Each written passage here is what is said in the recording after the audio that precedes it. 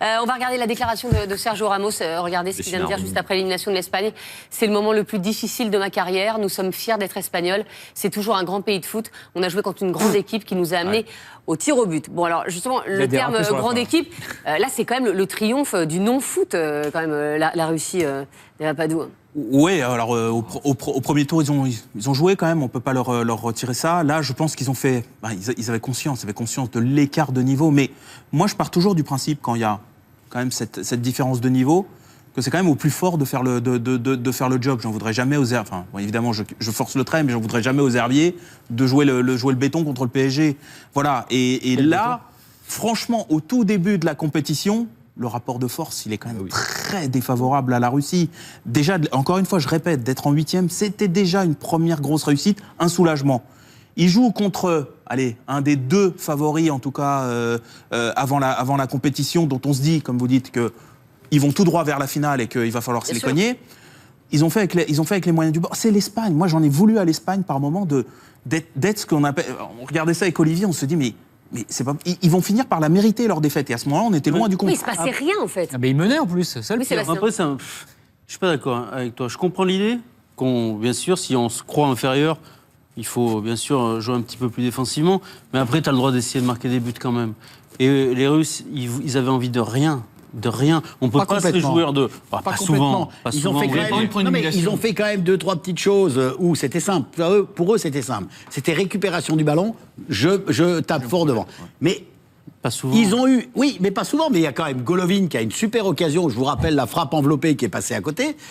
Et puis, il y a quand même ce penalty qui est ahurissant quand même, le comportement de Piqué sur oui, moi je parle des Russes. Oui, non mais j'entends bien. Non mais je veux dire, oui, mais c'est un centre, donc ils ont essayé de tenter quelque chose. Il y a un moment donné, c'est vrai, certainement une fois à la 65e, ils ont dit maintenant c'est terminé, c'est le bus, plus que Smirborg, plus le Smirborg, plus le van pour les chevaux, tout ça on bloque. Le penalty, on peut quand même en discuter parce que le penalty. Pour moi, il n'y a pas de discussion. Moi, j'ai pas de réponse, moi. Sur ce genre de penalty. Mais tu sautes jamais comme ça.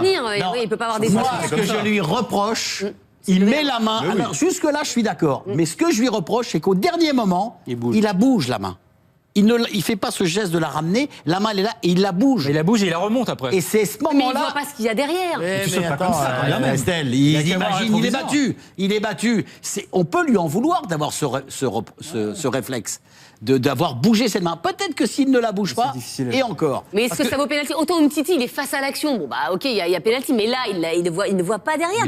Mais s'il ne la touche pas, peut-être que c'est le Russe qui la prend, qui la joue de la tête, ou le premier ou le deuxième, c'est une question. On n'arrête pas de dire aux défenseurs planquez vos bras, etc. Là, ils sautent comme ça. Enfin, je suis désolé.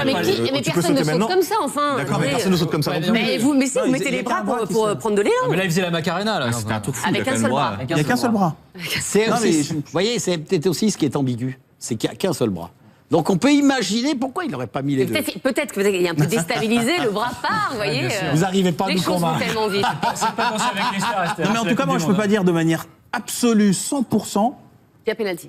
En tout cas, que c'était une main volontaire. Il n'y a pas de scandale non plus. Mais je peux pas dire que ça l'était pas. Le problème, c'est que là, vraiment, et ben là, ça appartient à l'arbitre, mais c'est vraiment les points de règlement. Alors, c'est pas la plus, je veux dire, bon, ok, vraisemblablement, il y a penalty. Mais c'est quand même la règle qui te laisse le plus souvent, à part Schweinsteiger ou Maradona, enfin des trucs comme ça, ou Vata, mais tu as très peu de mains où tu peux dire à 100%, oui, elle est volontaire. La plupart, c'est quand même, tu te demandes toujours, ouais, mais est-ce que c'est pas le mouvement, est-ce que c'est pas le déséquilibre?